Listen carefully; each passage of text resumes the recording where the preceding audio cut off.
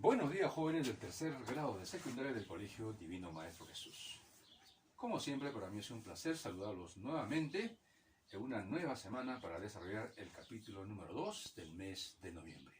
Vamos a trabajar la segunda parte de texto expositivo. Pero antes de ello, vamos a hacer un pequeño repaso, ¿no?, sobre la tipología de textos por la función comunicativa. De alguna manera vamos a refrescar la memoria para tener en cuenta, pues, en qué consiste este tipo de ejercicios dentro del campo del curso de razonamiento verbal, dentro del campo de la comprensión de lectura. Pero antes, como siempre, brindándoles el saludo cordial, un abrazo fraterno, virtual a cada uno de ustedes, esperando que por casa esté todo bien, estemos superando cada vez estas situaciones que se van dando en nuestro país, ¿no? Uno la pandemia, otro el problema político, total. Las situaciones de alguna manera se complican, pero siempre tenemos que tener el objetivo y la meta bien cimentadas para poder salir adelante. Tenemos que lograr salir adelante de alguna manera, porque eso es nuestra meta, jóvenes, no hay otra. El estudio es el único medio por el cual nosotros podemos sentirnos libres, ¿no?, y de poder elegir la carrera que queremos. Quiero felicitar a aquellos jóvenes que durante el año han estado trabajando parejo, han estado entregando sus trabajitos como debe ser, como debe ser. Pero también hay jovencitos que se han dormido en sus laureles. Tienes que recordar, jovencito, la frase, ¿no?, que el éxito sin obstáculos no es éxito. Es decir, para lograr un verdadero éxito tienes que haber pasado por muchos obstáculos. Y justamente los obstáculos vienen a ser, pues, ¿no?, las tareas, la responsabilidad y las situaciones que tú tienes que dar a conocer dentro, no solo de mi curso, sino de todos los otros cursos. Una vez que tú te hayas esforzado por salir adelante, ¿no?, por tratar de hacer las cosas bien, te vas a sentir muy bien. Cuando seas promovido el próximo año al cuarto año, vas a sentirte, pues, ¿no?, feliz, decir, caramba, ¿no?, gracias a mi esfuerzo estoy en cuarto año. Pero aquellos jovencitos que no se han esforzado y que pasan al cuarto año, imagínense, ¿no?, ¿cómo se sentirán? ¿Con qué esfuerzo? Entonces, pues, hijo, hay dos tipos de celebración. Uno que se celebra por el esfuerzo, ¿no?, por el sacrificio que has hecho, has logrado algo. Y otro, que no hay nada, pues, hijo. ¿De qué vas a celebrar si no has hecho nada todo el año? Entonces, pues, hijo, tenemos que pensar en eso. Entonces, por lo tanto, ¿no?, vuelvo nuevamente a felicitar a aquellos jóvenes que realmente se están preocupando, ¿no?, por salir adelante a pesar de estas situaciones que estamos viviendo. Mis felicitaciones a cada uno de esos jóvenes. Muy bien, sin más preámbulo, vamos a desarrollar el capítulo 2 del mes de noviembre. Vamos a desarrollar la parte 2 de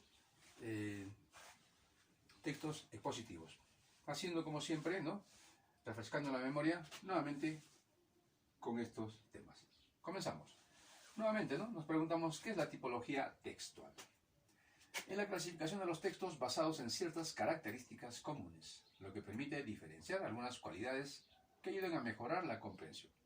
Podemos clasificar los textos de evaluación según los siguientes criterios: por la función comunicativa, narrativos, descriptivos, expositivos, argumentativos, diálogos; por su temático, contenido, texto literario, científicos y filosófico; por la ubicación de la idea central, analíticos, idea central al inicio del texto; textos sintéticos, la idea central al final del texto; textos encuadrados, la idea central al inicio y al final del texto a manera de conclusión; y texto sintético-analítico, con la idea central se encuentra en el cuerpo del texto o en la parte central. Es decir, ¿no?, por la ubicación de la idea central, de esa manera es como se van clasificando los textos. Tenemos que tener en cuenta eso. Y estamos, de alguna manera, pues, refrescando la memoria del tema anterior. Continuamos. ¿Cómo se define un texto expositivo?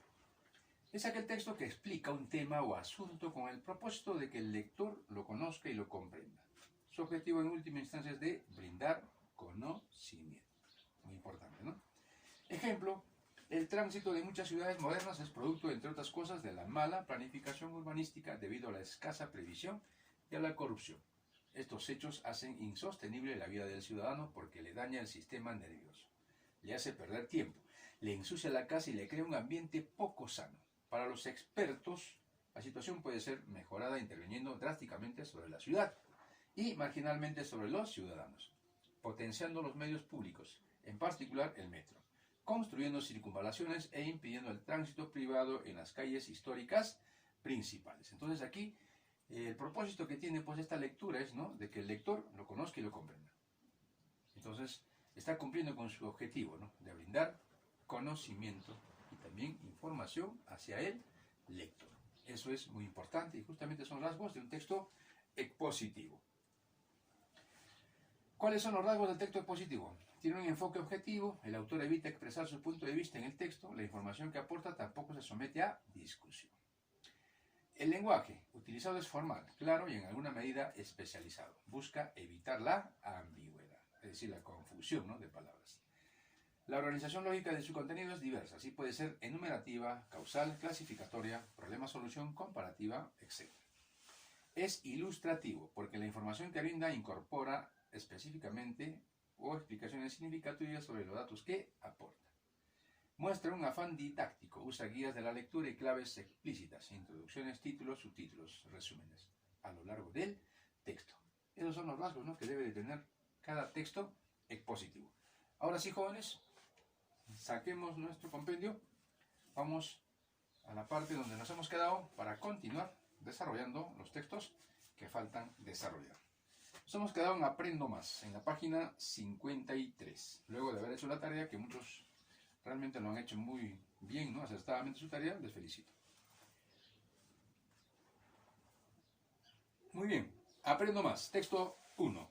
Dice, el reciente y rápido desarrollo de las ciencias sociales impulsado por la misma crisis del mundo contemporáneo permite plantear adecuadamente y solucionar problemas que antes parecían insolubles.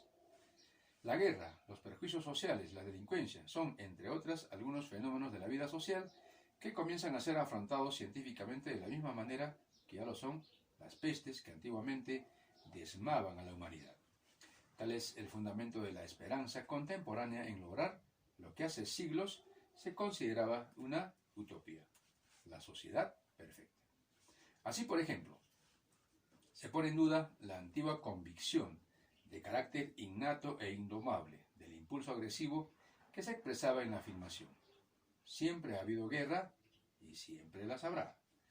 La psicología, la sociología y la antropología cultural, al precisar las condiciones determinantes o causas de tal impulso, nos ofrecen la posibilidad de hacerlo desaparecer mediante el uso de las técnicas que de su conocimiento derivan.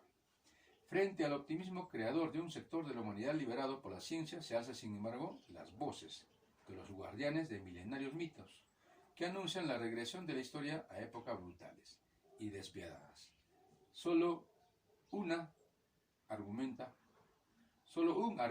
dice, ¿no? Debía de estar escrito así. Solo un argumento podría acallar sus voces: el progreso mismo. ¿Qué título sería el más apropiado para lo leído?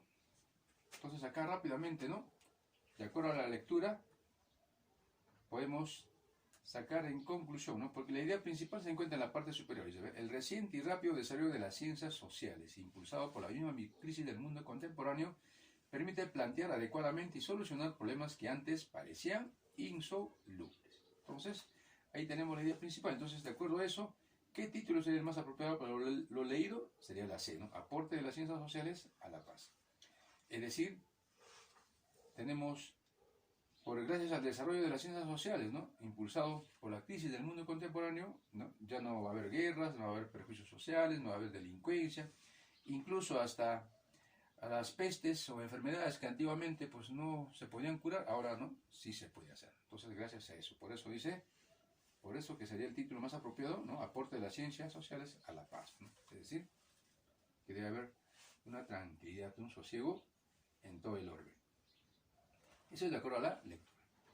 En la pregunta 2, ¿qué alentó el desarrollo de las ciencias sociales? A ver, hijo, ¿qué alentó? Los problemas insolubles, la crisis del mundo actual, las esperanzas de la humanidad, el optimismo contemporáneo o la mayor inteligencia de los hombres. Entonces, ¿qué alentó el desarrollo de las ciencias sociales, ¿no? La lectura que nos dice, ¿no?, ¿por qué, no, se dio el avance de las ciencias sociales, ¿no?, por la crisis del mundo actual, ¿no? Por eso es que se va a desarrollar, ¿no?, estas ciencias dentro del campo de las sociedades para beneficio, ¿no? Entonces, alternativa B.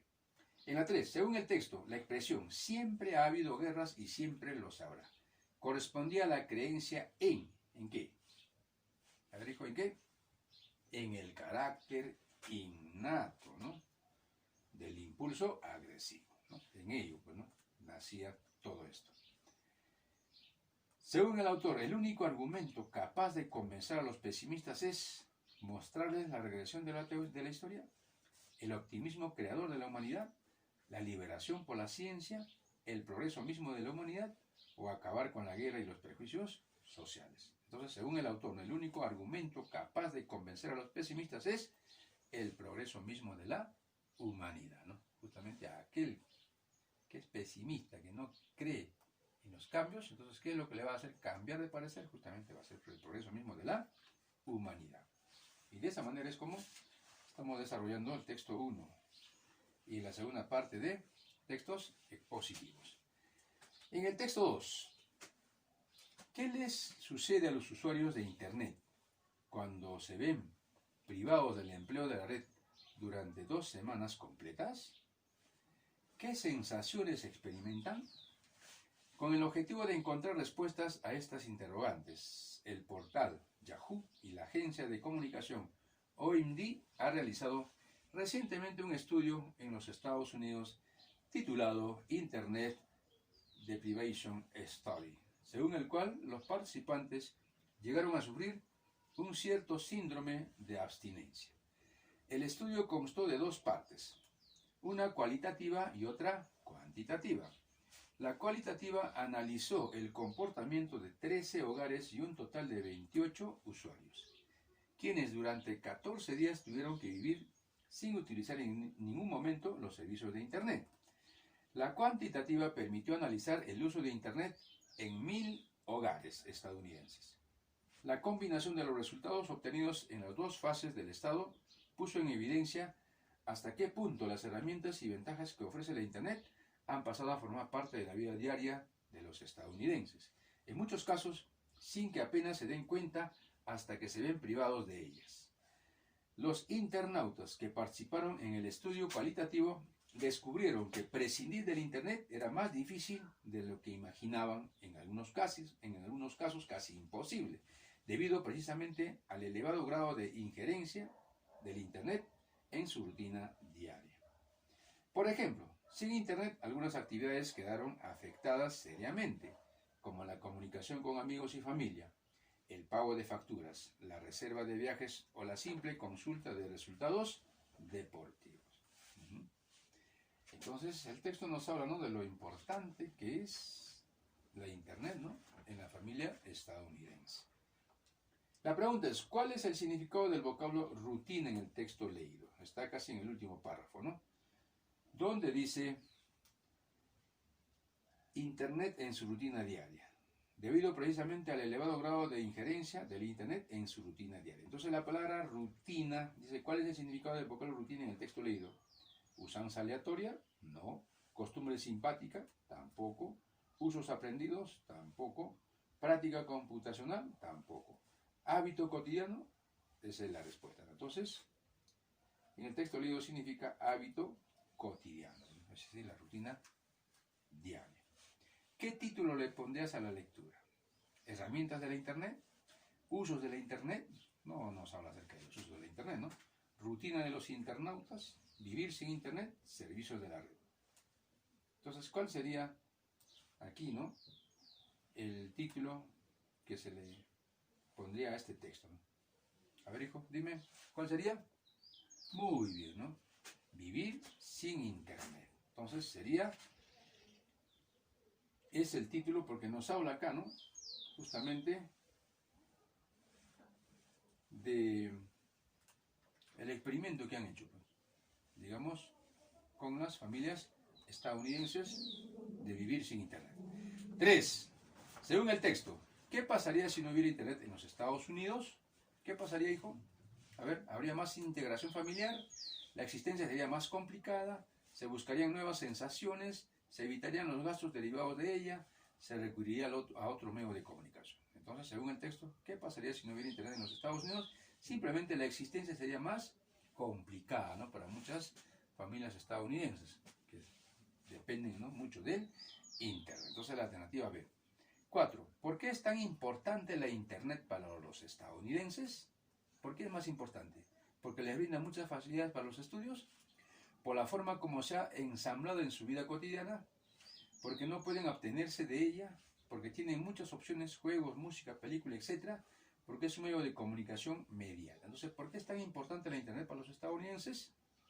Porque es un medio de comunicación mediata, es decir, media con muchas otras cosas que tú deseas, ¿no? Por eso es importante, ¿no?, para los estadounidenses la Internet.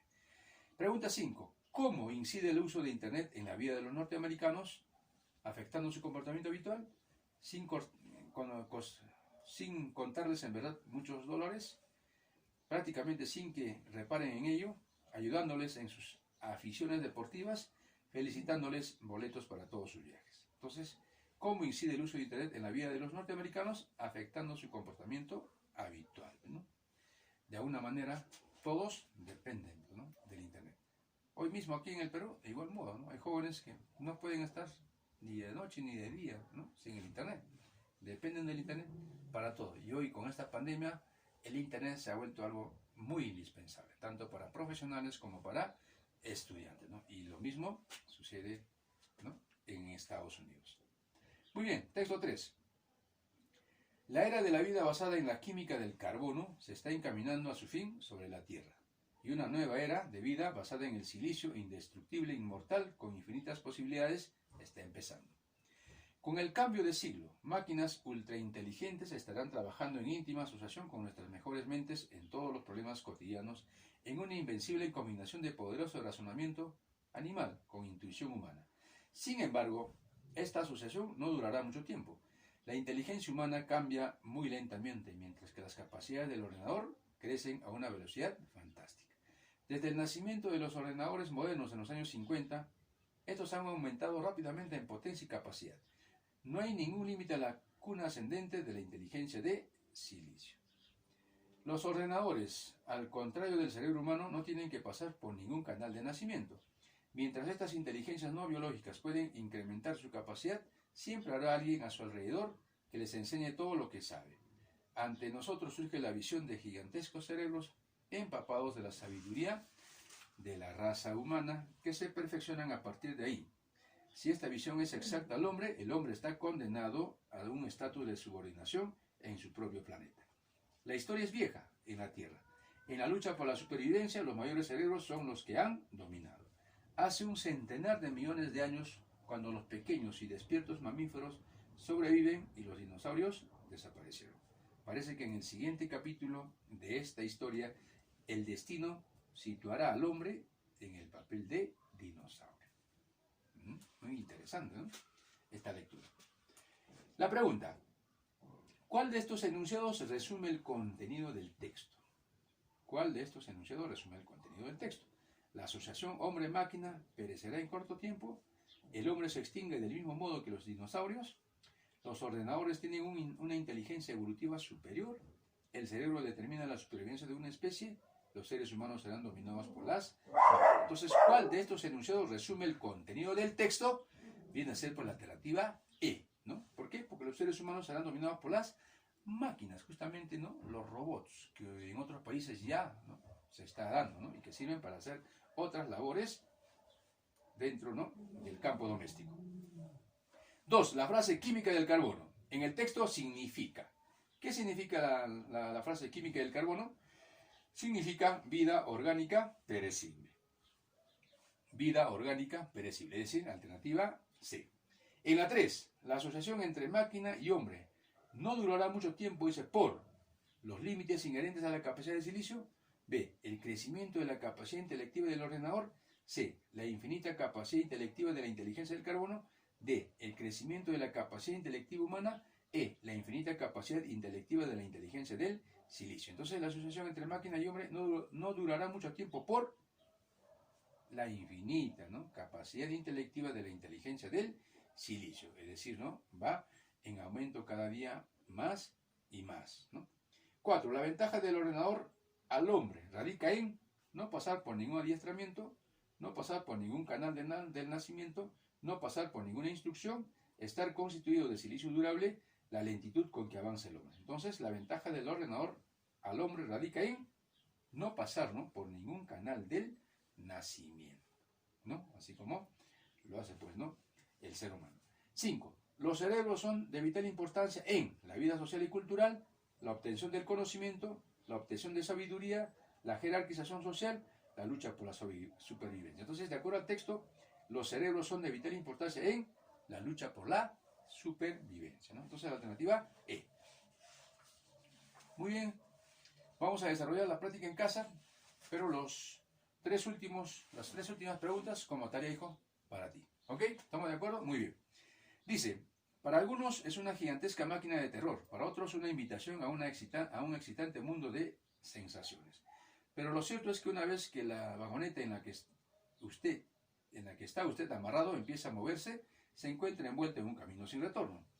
Mientras asciende por la pendiente de la montaña rusa, que precisamente constituye el elemento más sobresaliente y visible, sus manos no dejan de sudar, su boca seca es incapaz de producir saliva, y el estómago le parece un nudo pesado. Sus ojos se fijan con horror creciente en los techos de los tenderetes, cada vez más pequeños, de allá abajo, que conforman el paisaje característico de un parque de atracciones.